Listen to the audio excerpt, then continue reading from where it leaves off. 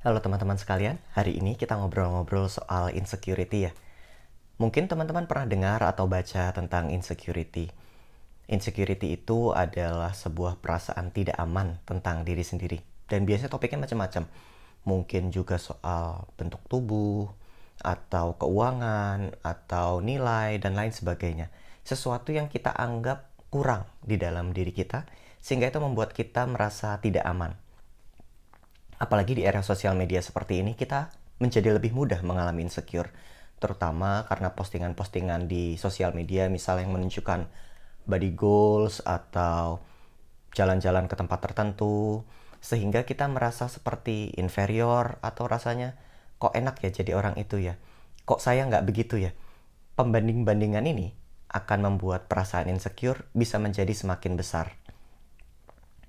Jika kita terjebak dalam perasaan ini, ada baiknya untuk memberikan jeda sejenak pada proses pembanding-bandingan ini. Gampangannya, ya kalau nggak bisa di-unfollow orang-orang yang selalu menunjukkan body goals dan kita merasa terganggu karenanya, ya sosial medianya di-pause dulu. Jika kita bisa mengubah sesuatu yang kita rasa baik untuk diubah, tentu saja baik untuk diubah. Tapi ada sedikit yang tricky di sini. Saya pernah mengalami insecurity juga dulu. Saya kurus sekali, berat badan saya sekitar 40 kg saja. Saya merasa saya terlalu kurus, bahkan makan banyak pun membuat saya tidak kunjung ideal berat badannya. Lalu saya berolahraga, singkat cerita, dan berat badan saya naik dan saya terlihat lebih ideal, tapi saya tetap insecure. Saya tetap membanding-bandingkan tubuh dengan orang ini, orang itu, dan rasanya tetap tidak membaik juga. Di situ saya sadar sesuatu.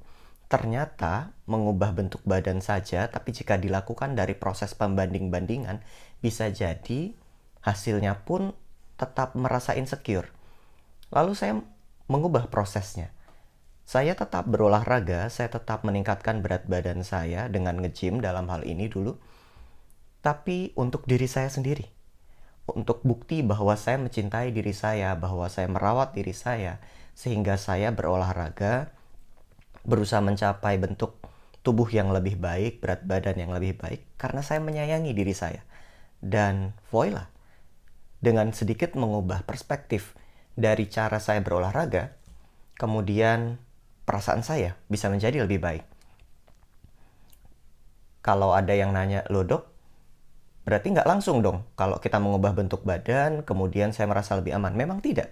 Proses di belakangnya juga penting, sehingga mari berfokus di keduanya. Berfokus antara mengubah yang di dalam, perspektif yang di dalam, dan jika memungkinkan, mari tetap ubah yang di luar.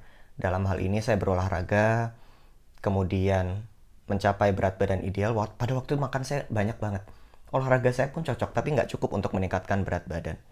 Di situ ternyata saya butuh untuk meningkatkan asupan protein. Padahal dengan pekerjaan yang durasinya panjang, agak susah tuh buat catch up nutrisi protein dalam hal ini. Oleh karena itu saya pakai Isolane dari Evolane, ini whey protein yang isolate. Kalorinya cukup rendah, hanya 140 kalori, 27 gram protein, dan 5,3 gram BCAA. Udah tersertifikasi halal juga tuh. Jadi lumayan karena ini produk lokal, sehingga bisa buat catch up untuk nutrisi harian yang saya butuhkan dalam pembentukan berat badan. Sampai sekarang memang masa pandemi, sudah nggak rajin nge-gym lagi, tepatnya udah pause nge-gym. Tapi saya masih berolahraga di rumah dan tetap mencoba menggunakan Isolane untuk catch up nutrisi di sini. Mungkin itu saja kita bicara soal insecurity. Ingat bahwa ketika menghadapi insecurity, kita menghadapi dua hal. Menghadapi bagaimana yang di luar dan bagaimana yang di dalam. Lakukan keduanya sekaligus, jangan cuma memilih satu ya. Terima kasih.